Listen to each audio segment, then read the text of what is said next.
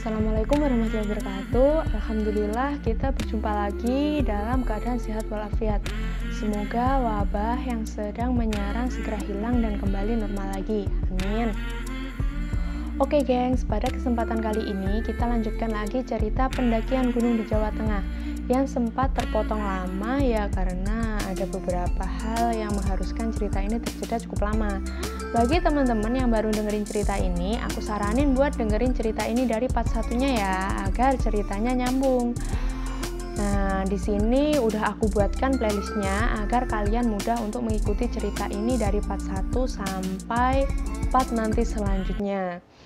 Pada part 8 kemarin, si Agas dan Mas Burhan sudah menyadari bahwa Mas Ali yang mengantarkan mereka untuk turun gunung itu ternyata bukan manusia, melainkan siluman anjing hitam. Tapi apapun itu, si Agas dan Mas Burhan sudah tidak mau mempedulikannya lagi. Sudah terlalu banyak kejadian mistis yang menimpa mereka, sehingga mereka sudah merasa kebal dengan keadaan yang seperti mereka rasakan saat itu. Agas dan Mas Burhan pun menyusuri lajur yang disarankan oleh Mas Ali, si siluman anjing hitam itu. Jalanan itu berupa semak-semak. Mereka tidak bisa melihat pemandangan di kanan atau di kiri karena semak belukarnya terlalu tinggi. Untung saja cuacanya cerah dan masih terdengar suara serangga di sekitar tempat tersebut. Lumayan lah daripada nggak ada suara sama sekali. Saat ini yang ada di benak Agas adalah bagaimana caranya agar selalu menjaga sopan santun seperti pesan Mas Ali tadi. Mulai saat ini si Agas lebih banyak diam. Mau ada penampakan atau kejadian aneh apapun nggak bakalan mau langsung mengutarakan.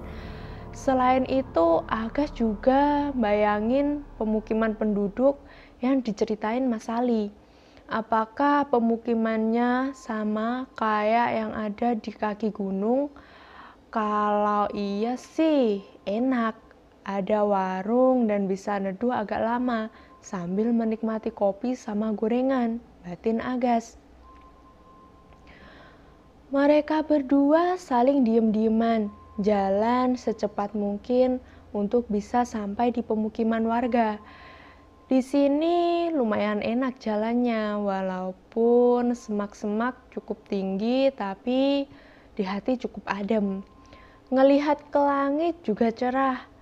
Dan gak lama kemudian si Agas kayak mendengar suara orang ngomong, seperti percakapan yang kayak ada di pasar gitu. Ada yang ketawa, ada yang suara anak kecil, dan lain-lain. Asal suara itu berasal dari kiri bawah si Agas. Si Agas dan Mas Burhan nyoba loncat-loncat sambil melongok melihat. Tapi tetap gak kelihatan karena tertutup sama pohon-pohon tinggi yang ada di bawah sana. Wah, kita udah mulai dekat nih sama pemukiman penduduk. Kamu mau lari nggak supaya cepet nyampe? Tanya Mas Burhan. Wah, enggak deh Mas. Mendingan irit energi. Ya kalau bisa istirahat di sana. Kalau enggak gimana? Jawab Agas. Iya juga sih, tapi cepetan lagi deh jalannya. Udah nggak sabar nih. Desak Mas Burhan. Akhirnya Agas coba mempercepat langkah kakinya, menyesuaikan langkahnya Mas Burhan yang udah semangat banget mendengar suara riuh warga itu. Ditambah lagi jalanan di tempat itu sangat enak, mudah dan nggak terjal sama sekali. Awalnya tadi jalannya masih tanah, lah sekarang jalannya berumput dan anehnya rumput ini seperti dirawat. Kayak rumput di Jepang atau di lapangan golf. Nggak lama kemudian, bener, di depan mereka ada tanah yang lapang yang cukup luas. Di sana ada pagar-pagar yang terbuat dari kayu. tidak terlalu rapi sih pagarnya, tapi ini sudah menandakan bahwa sudah dekat dengan pemukiman warga. Agas dan Mas Burhan udah seneng banget di sini. Dan setelah melewati pagar itu, mereka masuklah ke pekarangan. Tapi setelah masuk sekitar radius 100 meteran dari pagar kayu tadi, malah kayak masuk ke areal hutan. Dan mereka pun semakin memacu langkah untuk segera masuk ke dalam hutan itu. Awal masuk hutan, mereka berdua sudah disambut aroma kayak singkong rebus, aroma kayu bakar, dan sepintas Agas lihat ke kanan kayak ada rumah-rumahan. Rumah yang terbuat dari kayu tapi sudah kelihatan reot. Atapnya terbuat dari kayu yang disusun rapi. Tapi luas rumah itu cuma 2 kali 3 meter lah, kecil banget. Kayak pos ronda lah kalau di rumahnya si Agas. Mereka nggak berani melihat ke dalam karena terlihat gelap banget. Di dalam hutan ini sinar matahari juga nggak bisa tembus ke bawah karena saking lebatnya dedaunan pohon yang menjulang tinggi. Dari sini Agas dan Mas Burhan udah mulai melihat beberapa rumah pondokan di depan sana dan ada orang-orangnya juga.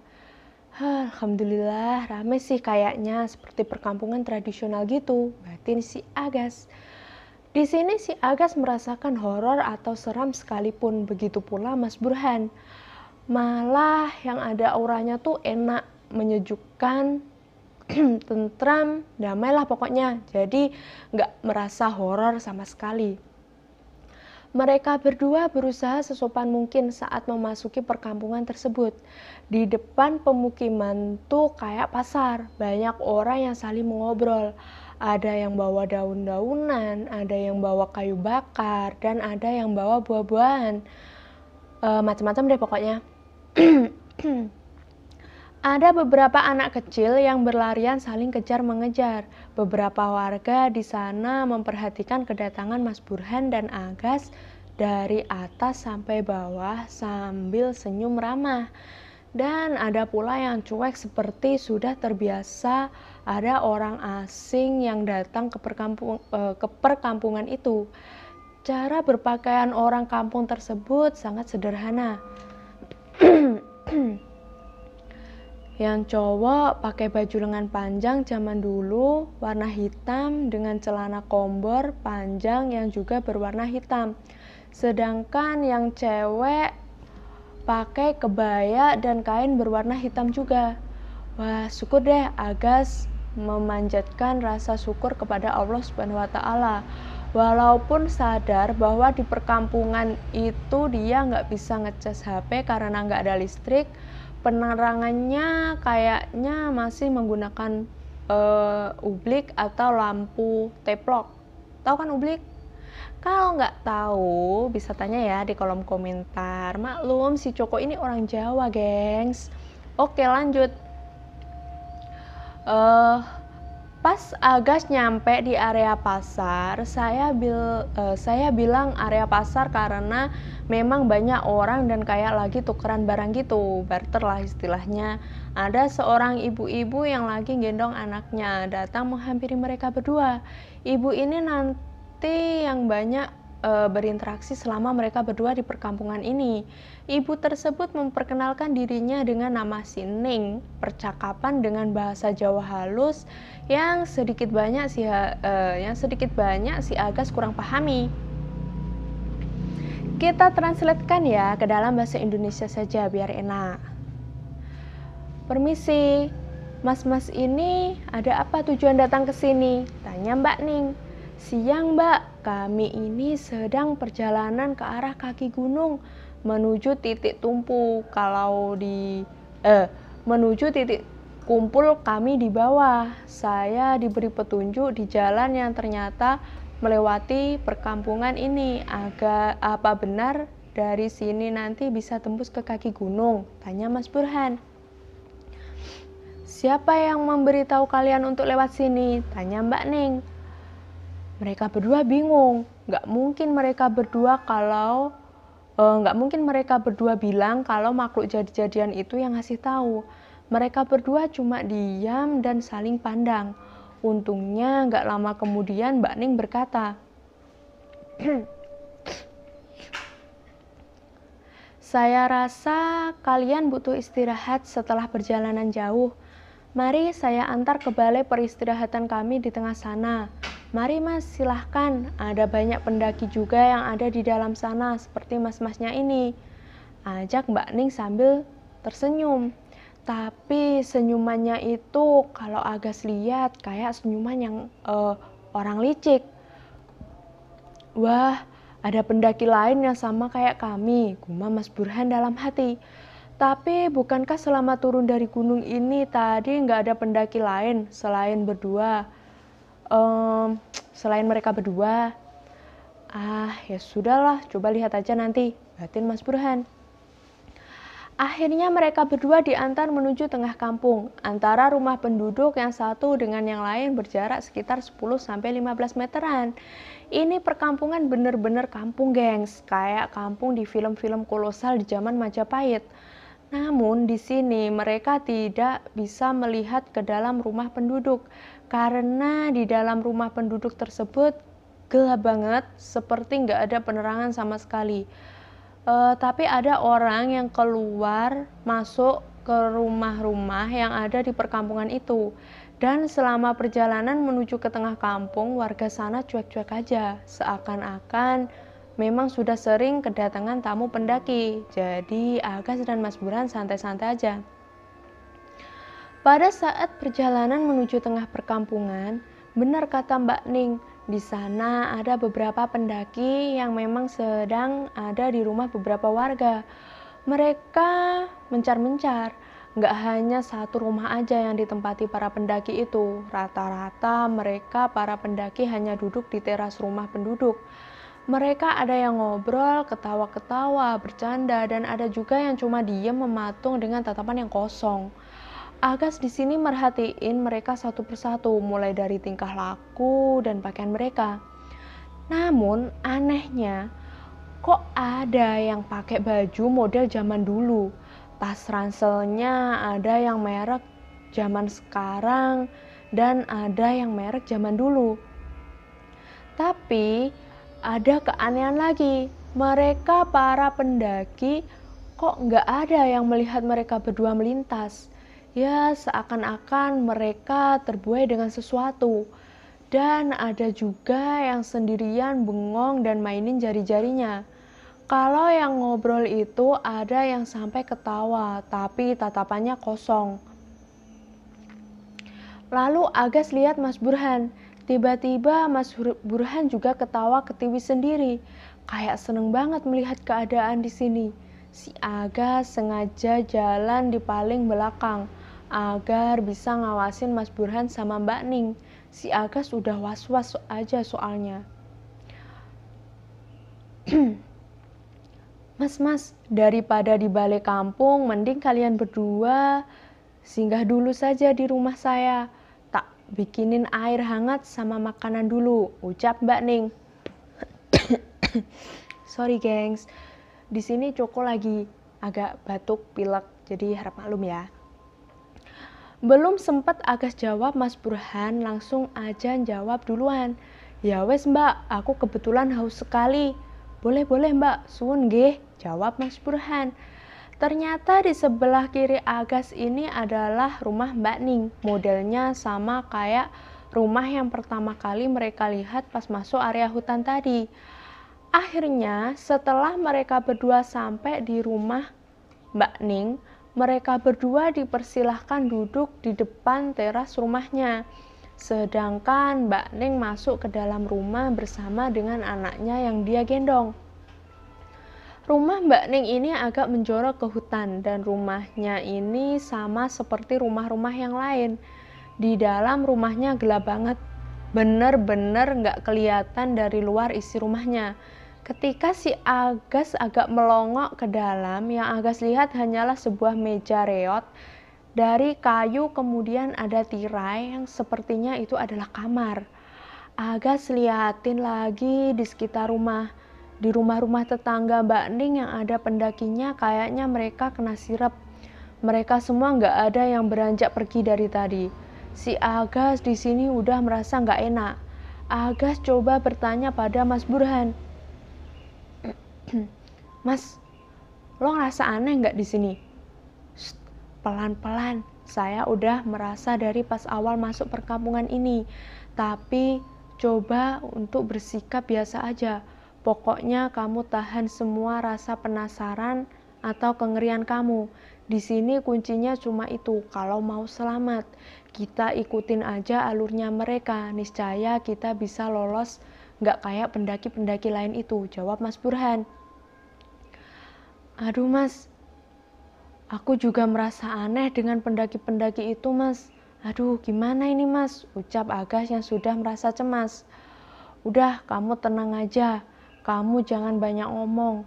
Oh iya, satu lagi, setiap minuman atau makanan atau apapun itu yang mereka suguhkan, nanti kita makan saja, bersikap normal aja. Tapi ingat, sebelum kamu menelan makanan yang kamu makan, kamu harus doa dan jangan semua kamu telan. Kamu simpan sebagian di mulut lalu kamu lepehkan. Agas mencoba mencerna omongan Mas Burhan barusan. Soalnya Agas di sini udah nggak fokus. Mengerikan soalnya, nggak lama kemudian tiba-tiba Mbak Ning keluar membawa sebuah kendi air dari tanah liat. 2 cangkir yang juga terbuat dari tanah liat dan piring yang berisi sayuran, modelnya kayak lalapan gitu. Terus ada pisang sama jeruk. Mbak Ning mempersilahkan mereka berdua untuk mencicipi hidangan tersebut. Di sini Agas jadi gelagapan, nggak berani melihat wajah Mbak Ning.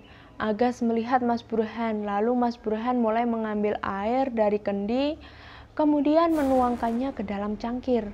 Agas perhatiin cara Mas Burhan minum air dari Mbak Ning itu. Dia tengguk tuh air, lalu nggak lama kemudian dia buang sedikit melalui sisi bibirnya yang tertutup. Oh, gitu toh caranya. Lalu Agas nyobain seperti yang dilakukan sama Mas Burhan. Tapi pas giliran si Agas yang minum, Mbak Ning merhatiin banget.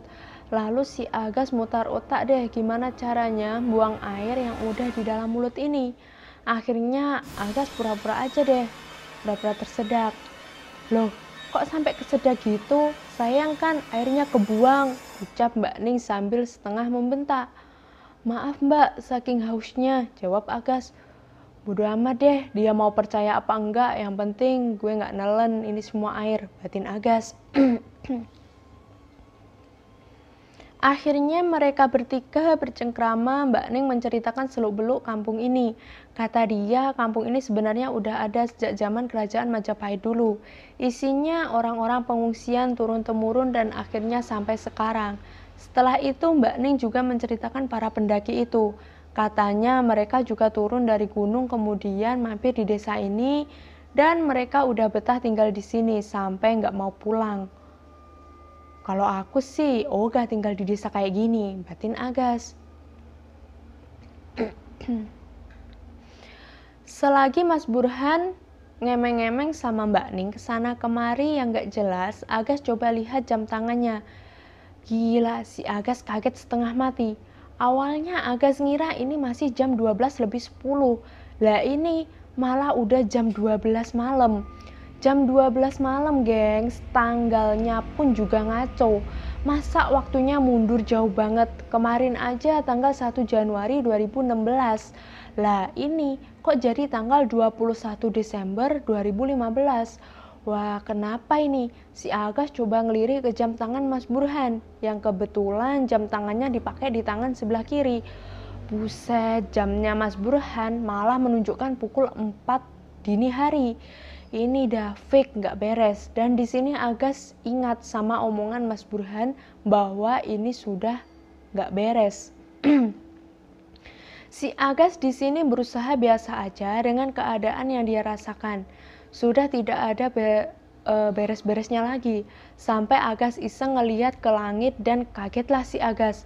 Langitnya gelap, kayak udah mau maghrib. Agas di sini berharap bahwa ini hanyalah mimpi.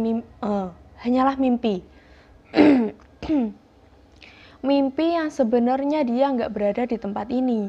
Di perkampungan itu, Agas coba berkali-kali memejamkan mata, dan mau nggak mau Agas harus menyadari bahwa dia memang benar-benar berada di tempat itu secara nyata.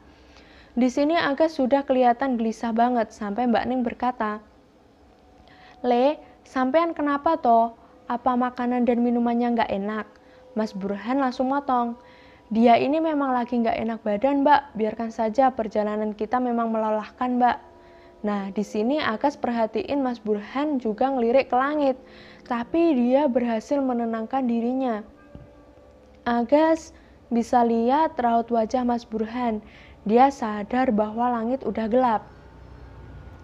"Kalau Mas mau, Mas bisa nginep di sini dulu, pulangnya besok aja. Nanti malam ada pertunjukan loh Mas, ada wayangan di sini," ucap Mbak Ning memberi tawaran. "Aduh, gimana ya Mbak? Kita sudah ditunggu teman-teman di kaki gunung, dan ini sepertinya juga sudah mulai petang." Mbak Ning memotong ucapan Mas Burhan. "Kalian tidak ingin bernasib sama seperti pendaki yang lain kan?" "Maksudnya Mbak?" tanya Mas Burhan dengan ekspresi kaget. "Di sini ada aturan Mas, kalian berdua sudah berada di sini, kalian harus mentaati peraturan yang ada di sini. Bukankah Mas mau pulang?" ucap Mbak Ning. Singkat cerita, tiba-tiba hari sudah malam dan gelap. Memang di sana tuh waktu terasa cepet banget. Tiba-tiba dari arah depan perkampungan sudah ramai warga membawa obor. Mereka melewati si Agas dan Mas Burhan menuju tengah kampung. Mereka menuju balai kampung. Balai kampung itu bentuknya sederhana banget. Tanah dengan luas kurang lebih 10 kali 10 meteran lah. Di setiap sisinya ada tiang yang membentuk bujur sangkar. Atapnya kayak dari dedaunan, tapi bukan daun kelapa atau ijuk. Mereka berkumpul semua dan di sela-sela para warga itu juga ada para pendaki yang tadi siang Agas amati. Beberapa orang maju ke depan berpakaian serba merah. Si Agas di sini penasaran banget. Agas dan Mas Burhan mendekati area perkumpulan tersebut, dan Mbak Ning sudah duluan ke sana, seakan dia yakin bahwa Agas dan Mas Burhan gak akan berani kemana-mana atau pergi meninggalkan desa itu. Di sebelah kanan depan, entah kapan mereka siapkan, tiba-tiba udah ada seperangkat gamelan lengkap.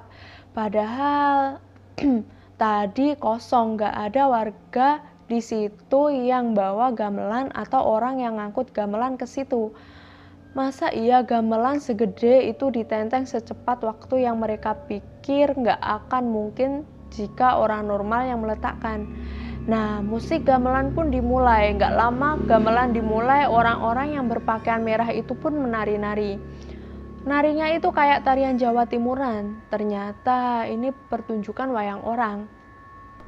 Bukan wayang kulit yang seperti Agas kira sebelumnya. Di sini Agas dan Mas Burhan berada di posisi paling belakang, karena yang di depan mereka pada duduk bersila, yang tengah jongkok, dan yang belakang pada berdiri. Tapi ada yang aneh lagi di sini. Kalian tahu apa kira-kira? Di sini nggak ada anak kecil yang ikut melihat, gengs. Para pendaki itu duduk di posisi paling depan dengan bersila dan tentunya masih dengan tatapannya yang kosong. Mumpung ada kesempatan, Agas coba buka omongan ke Mas Burhan. "Mas, ini gimana? Kita bisa keluar dari sini nggak, Mas? Udah lihat jam kan Mas?" Mas Burhan pun menjawab, "Ini semua adalah tipu muslihat. Apa yang kita lihat ini bukanlah sebenarnya kita lihat." "Maksudnya Mas?" tanya Agas dengan cemas. "Saya penasaran dengan isi rumah. Pasti ada sesuatu, pasti ada yang salah dengan isi dari rumah-rumah itu. Dan jawaban kita ada di sana," jawab Mas Burhan. "Memang kita sekarang nunggu apa? Kenapa nggak sekarang aja kita cari tahu isi rumah-rumah itu? Mumpung mereka pada nonton wayang di sini," sahut Agas. "Coba kamu lihat ke atas, sebentar lagi bulan akan tertutup penuh oleh awan. Di saat itulah kita punya kesempatan," jawab Mas Burhan. Baru si Agas mau ngomong lagi, Mas Burhan udah nyuruh Agas untuk diem. Nah, sebenarnya apa yang sedang Agas dan Mas Burhan alami di desa itu ya, gengs? Cari tahu di part selanjutnya ya.